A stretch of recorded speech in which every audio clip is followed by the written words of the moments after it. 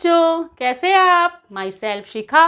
बच्चों, आज मैं आपको विसर्ग संधि का छठा नियम बताऊंगी। तो चलिए देखते हैं विसर्ग संधि का छठा नियम। देखिए, यदि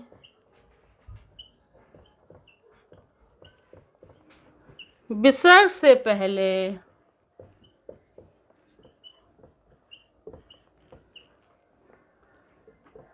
आ हो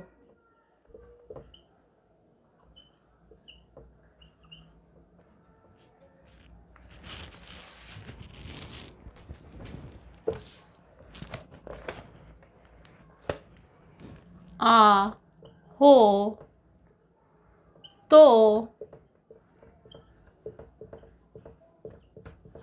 विसर्ग के बाद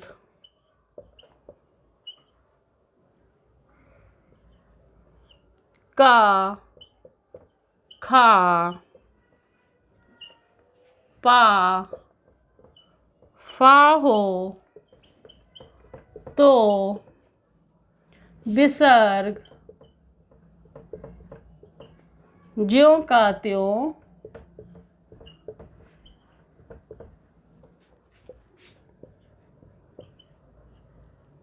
रहता है। एक बार फिर से रिपीट कर रही हूँ। विसर्ग संधि के परिवर्तन में क्या है? यदि विसर्ग से पहले आ हो तो विसर्ग के बाद का खा पा फा हो तो विसर्ग ज्यों का त्यों रहता है। इस विसर्ग में कोई भी परिवर्तन नहीं होता है। देखिए उदाहरण द्वारा,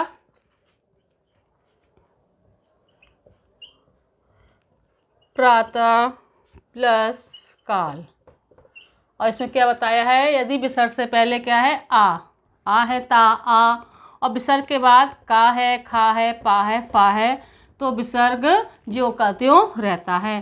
तो इसमें क्या आ जाएगा? प्रातः काल। क्या बन गया? प्रातः काल। एक उदाहरण और देखिए,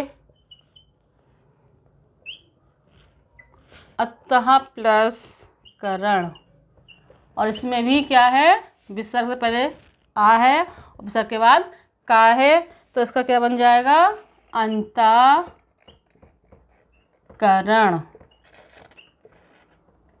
क्या बन जाएगा? अंतःकरण। इतना समझ में आना बच्चों आपको? अब मैं आपको इसका दूसरा परिवर्तन बताती हूँ।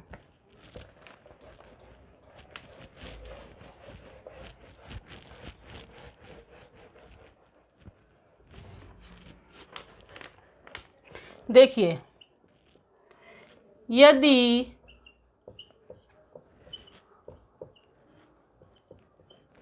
विसर्ग के बाद रा हो तो विसर्ग का लोप हो जाता है।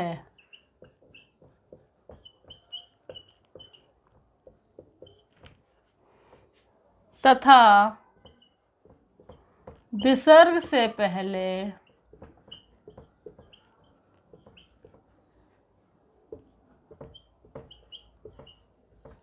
का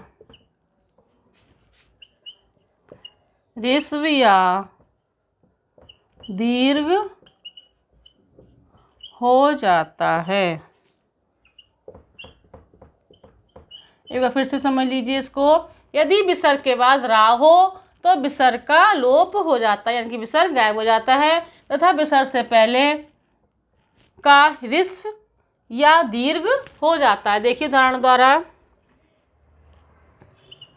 नी प्लस रस, और हमें क्या पता है? विसर्ग के बाद क्या है? रा, तो विसर्ग का लोप हो जाता है, और जो ये है, यह जो वर्ण है रा, तो इसका ऋस या दीर्घ हो जाता है। देखिए क्या है? क्या है? नी प्लस रस, तो क्या हो गया? अब विसर्ग तो लोप हो जाएगा, तो इसका क्या बन जाएगा? और इसका दीर्घ हो जाएगा, नी रस। क्या बन गया? नीरस। एक उदाहरण और देखिए, नी प्लस रोग। अब इसमें क्या है, विसर्ग के बाद क्या है, रा है, और इसमें विसर्ग से पहले क्या है, रिस या दीर्घ जो भी है वो रिस या दीर्घ है वो दीर्घ हो जाता है। अब इसमें क्या बन जाएगा, नी रोग। तो यहाँ पे क्या बन जाएगा, नी रोग। इतना समझ में आया ना बच्चे आपको। अब मैं आपको विसर्ग संधि का एक लास्ट परिवर्तन बताती हूँ।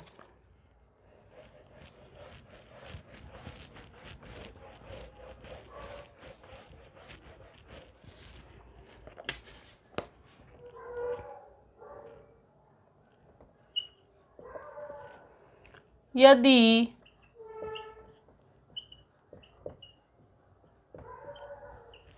विसर्ग के बाद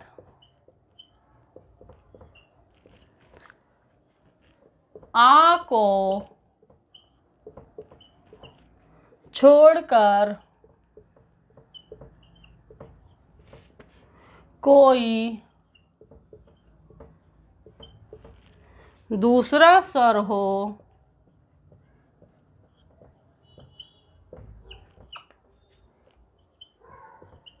तो विसर्ग का लोप हो जाता है। देखिए फिर से रिपीट कर रही हूँ। यदि इस परिवर्तन में क्या है, यदि विसर्ग के बाद आ को छोड़कर, छोटे आ को छोड़कर कोई दूसरा स्वर हो तो विसर्ग का लोप हो जाता है, यानी कि विसर्ग गायब हो जाता है। अब मैं आपको इसको उदाहरण द्वारा समझाती हूँ। ता प्लस एव। अब इसमें क्या है, विसर्ग के बाद क्या है, आ को छोड़ कोई भी स्वर हो तो विसर्ग का लोप हो जाता है। देखिए बन जाएगा इसका अतएव, अतएव, अतएव। इतना समझ में आया ना बच्चों आपके। तो आज मैंने आपको विसर्ग संधि के सारे नियम समझा दिए। नेक्स्ट क्लास में मैं आपको कोई दूसरा टॉपिक समझाऊंगी। Thank you.